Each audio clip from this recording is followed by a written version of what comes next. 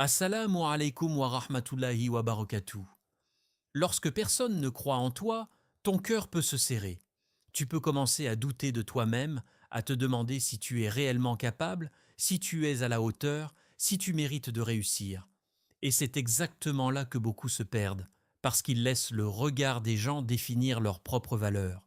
Mais en islam, une vérité puissante vient briser cette illusion. Ta valeur ne vient pas des gens, elle ne vient pas de leurs compliments, ni de leurs critiques, elle ne dépend pas de ce qu'ils disent de toi, ni de ce qu'ils pensent en silence.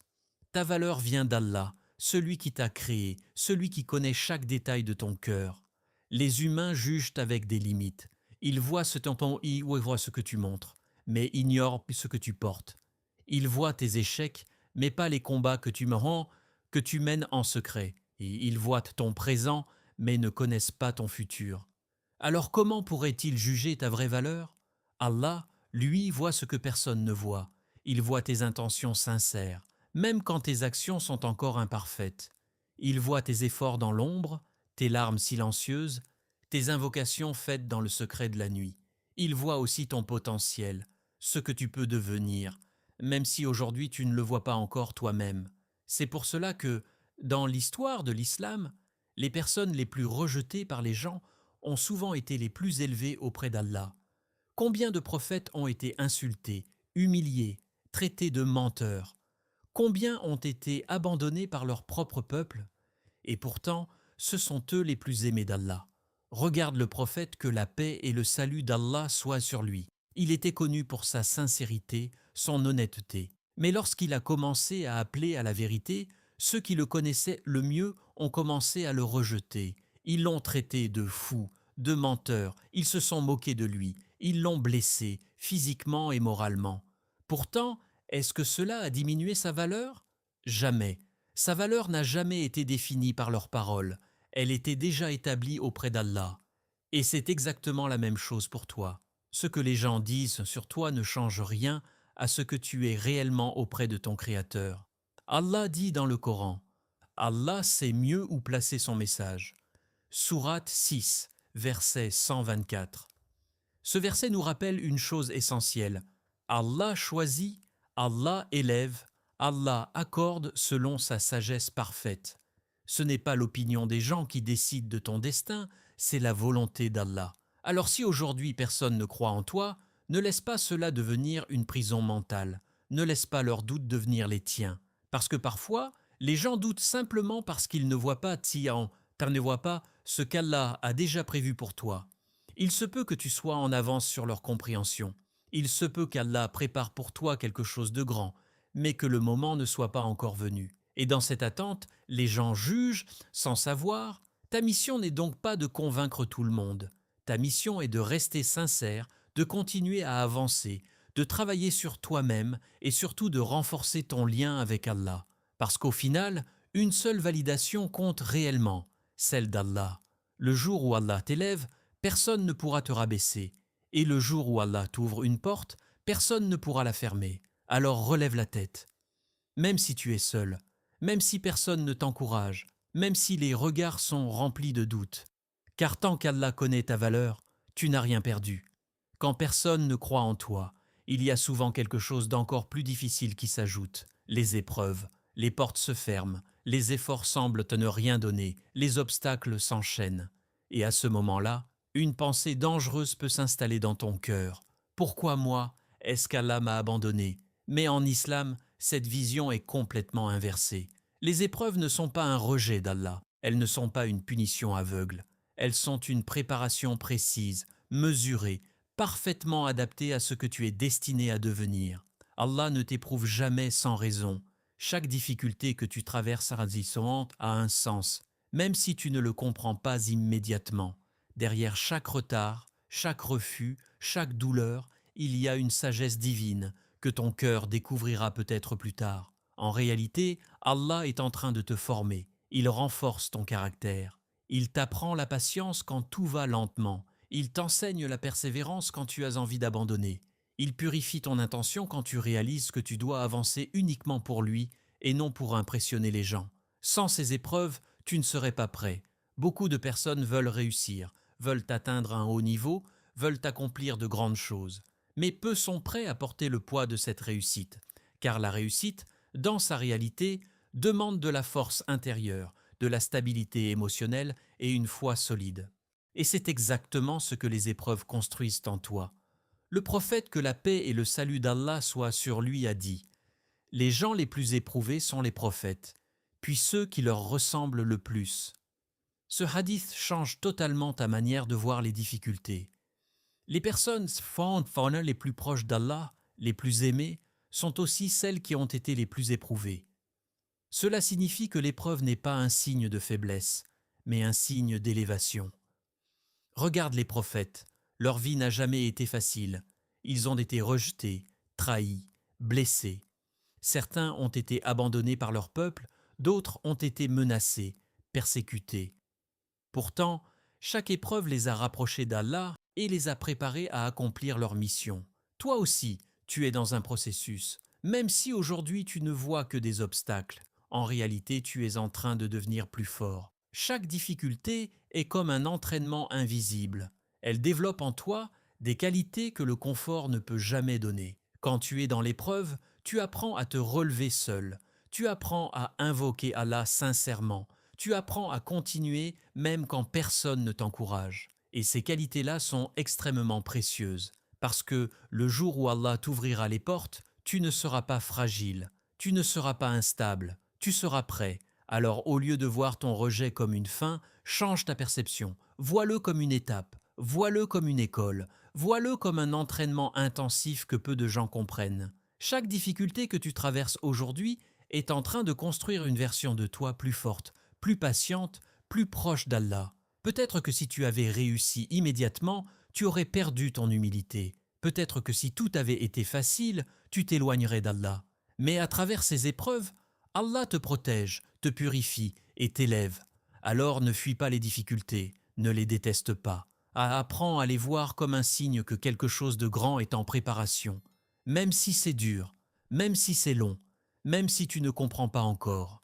Car derrière chaque épreuve que tu endures avec patience, il y a une transformation en cours et une récompense qu'Allah a déjà préparée pour toi. Il y a un moment décisif dans la vie d'une personne, un moment silencieux, souvent invisible aux yeux des autres, mais qui change tout intérieurement. C'est le moment où tu arrêtes de courir derrière l'approbation des gens et où tu choisis de placer toute ta confiance en Allah. Avant ce moment, tu vis dépendant, dépendant des compliments pour avancer, dépendant des encouragements pour continuer, dépendant du regard des autres pour croire en toi. Et dès que ces choses disparaissent, ta motivation s'effondre. Mais la réalité est dure, les gens ne sont pas constants. Aujourd'hui, ils peuvent douter de toi, te critiquer, te sous-estimer. Ils peuvent rire de tes ambitions, minimiser tes efforts, ignorer ton potentiel. Et demain, ces mêmes personnes peuvent changer complètement. Elles peuvent t'admirer, te féliciter et soutenir simplement parce que les résultats sont visibles. Alors la question se pose, pourquoi baser ta valeur sur quelque chose d'aussi instable? Les opinions des gens fluctuent comme le vent. Elles changent selon les circonstances, selon les émotions, selon les apparences. Si tu construis ta confiance sur cela, tu vivras toujours dans l'instabilité. Un jour tu te sentiras fort, un autre jour tu te sentiras brisé. Mais Allah, lui, ne change pas. Sa connaissance est parfaite, son regard sur toi est juste. Il sait qui tu es, il sait ce que tu traverses, il sait ce que tu caches au fond de ton cœur. Et surtout, il est capable de t'accorder ce que personne d'autre ne peut te donner. C'est pour cela qu'Allah dit dans le Coran: « Et quiconque place sa confiance en Allah, il lui suffit. » Sourate 65, verset 3. Ce verset est puissant. Il ne dit pas qu'Allah aide parfois, il ne dit pas qu'Allah facilite certaines choses, il dit qu'Allah suffit. Cela signifie que lorsque ta confiance est sincèrement placée en lui, tu n'as besoin de rien d'autre pour avancer. Mais attention, placer sa confiance en Allah, tawakkul, ne signifie pas rester passif. Ce n'est pas attendre sans agir, c'est agir avec détermination tout en sachant que le résultat final appartient à Allah. Tu travailles, tu fais des efforts, tu te relèves après chaque chute. Mais ton cœur reste attaché à Allah, pas aux réactions des gens. Et c'est là que la liberté commence. Quand tu comprends réellement cela, Quelque chose se libère en toi. Tu n'as plus peur du regard des autres. Tu n'as plus besoin d'être validé pour avancer. Tu n'attends plus que quelqu'un te dise « tu es capable pour y croire ». Parce que tu sais que si Allah est avec toi, cela suffit largement. Tu deviens libre de rêver grand, même si tout le monde te limite.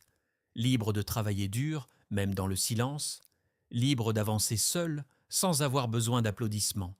Et cette liberté est précieuse, car elle te permet de rester constant, peu importe les circonstances. Que les gens te soutiennent ou te rejettent, tu continues. Que tu sois encouragé ou ignoré, tu avances. Pourquoi ? Parce que ta motivation ne vient plus des gens, elle vient de ta relation avec Allah. Et plus cette relation devient forte, plus tu ressens une tranquillité intérieure, une certitude que même si le chemin est difficile, même si les résultats tardent, Allah ne t'abandonnera pas. Peut-être que les gens ne voient rien aujourd'hui, peut-être qu'ils doutent encore. Mais toi, tu sais que ton Seigneur voit chaque effort, chaque intention, chaque pas que tu fais, et cela te suffit pour continuer. Et alors, détache ton cœur de l'approbation des gens, arrête de chercher leur validation, et tourne-toi sincèrement vers Allah, car le jour où ton cœur s'attache pleinement à lui, plus rien ne pourra te stopper. Il y a une force que peu de gens comprennent, une force discrète, silencieuse, mais extrêmement puissante, celle de travailler sans faire de bruit. À une époque où tout le monde ressent le besoin de montrer, d'annoncer, de publier chaque étape de sa vie, choisir le silence devient une stratégie rare et précieuse.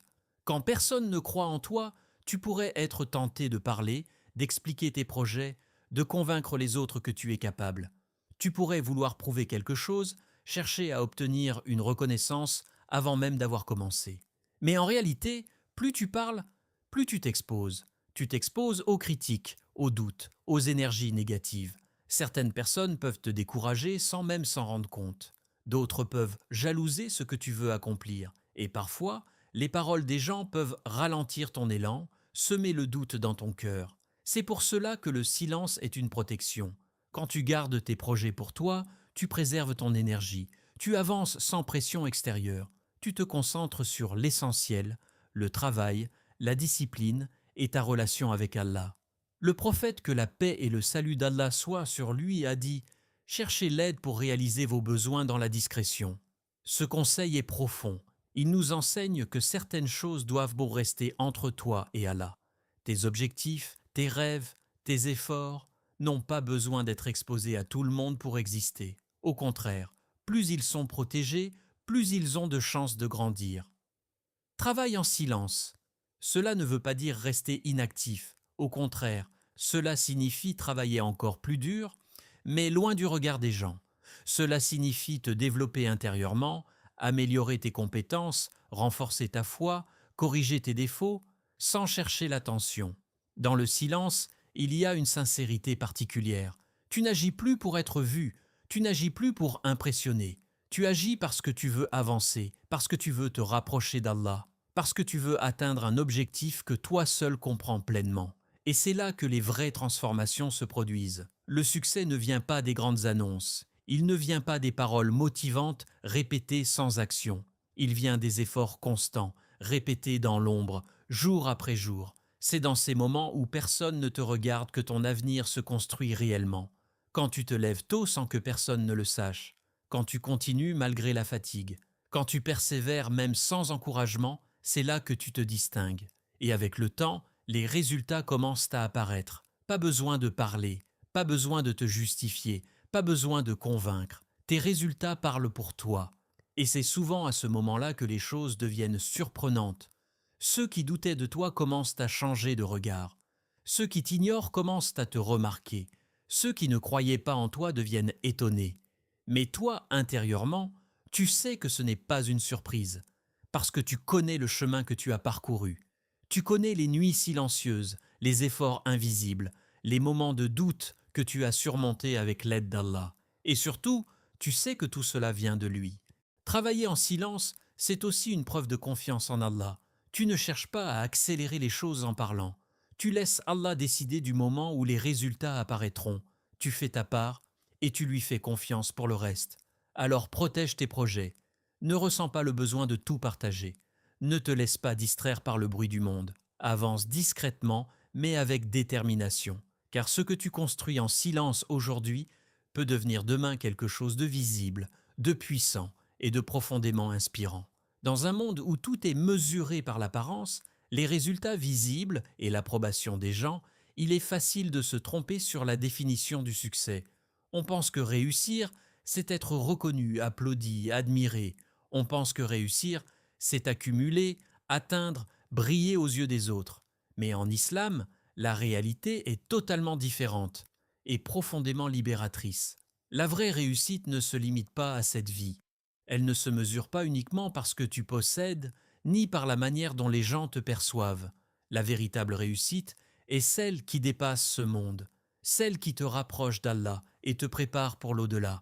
Car cette vie est temporaire. Peu importe combien de temps tu vis, peu importe ce que tu accomplis ici-bas, tout finira par disparaître. Les regards des gens changeront, les souvenirs s'effaceront, et ce qui semblait si important aujourd'hui perdra toute sa valeur. Mais ce que tu construis avec Allah, cela ne disparaît jamais.